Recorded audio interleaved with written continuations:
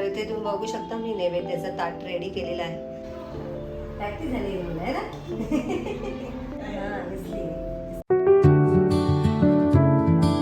नमस्कार मंडळी, मी मायागुरी या ब्लॉगिंग चॅनलमध्ये तुमचं सगळ्यांचं स्वागत आहे. आज वार बुधवार आहे आणि आज आहे नवमी. तर तुम्हा सगळ्यांना नवमीच्या खूप खूप हार्दिक शुभेच्छा. आणि उद्या दसरा सुद्धा आहे. तर आज नवमी असल्यामुळे मी आज कन्यापूजन करणार आहे. तर आमच्या समोरच राहते लहान मुलगी आहे. तर गेले 2 वर्ष झाली मी करते आणि तिलाच नेहमी मी तर चला मंडळी, आज कन्यापूजन असल्यामुळे मी तिच्यासाठी स्वयंपाक केलेला आहे. तर आज कांदा लसूण वगैरे काही स्वयंपाकामध्ये वापरलेला नाही आहे. तर इथे मी शिरा बनवलेला आहे. नंतर इथे मी चण्याची रस्सा भाजी बनवलेली आहे. यामध्ये पण कांदा लसूण वापरलेला नाही आहे. आणि इथे वरण बनवलेलं आहे. आणि या साईडला कणिक मळलेली आहे. तर इथे मी पुऱ्या बनवणार आहे. आणि भात सुद्धा रेडी आहे, कुकरमध्ये तयार आहे. तर आता मी पहिले पटपट पुऱ्या करून घेते. आता मी हे सगळं तुमच्यासोबत शेअर नाही करत, पटपट पुऱ्या करून घेते आणि नंतर तुमच्याशी बोलते. तर इथे मी नैवेद्यापुरत्या 5 पुऱ्या करून घेतल्या. आधी नैवेद्य दाखवते आणि मग बाकीच्या सगळ्या नंतर मी करून घेईन. तर इथे तुम्ही बघू शकता मी नैवेद्याचं ताट रेडी केलेलं आहे. तर आता मी देवांना नैवेद्य दाखवते.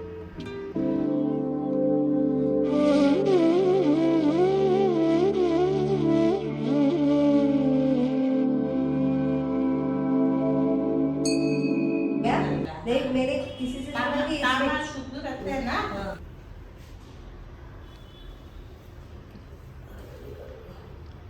ती वाटी दे का.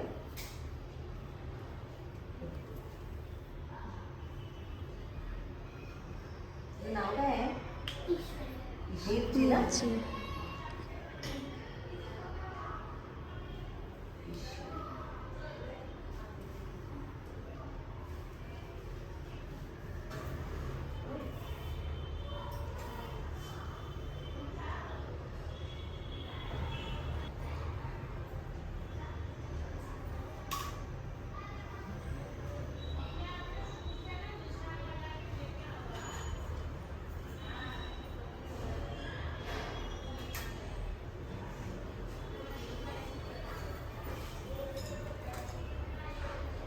नाही घे प्रसाद घे. पाय खाली घे.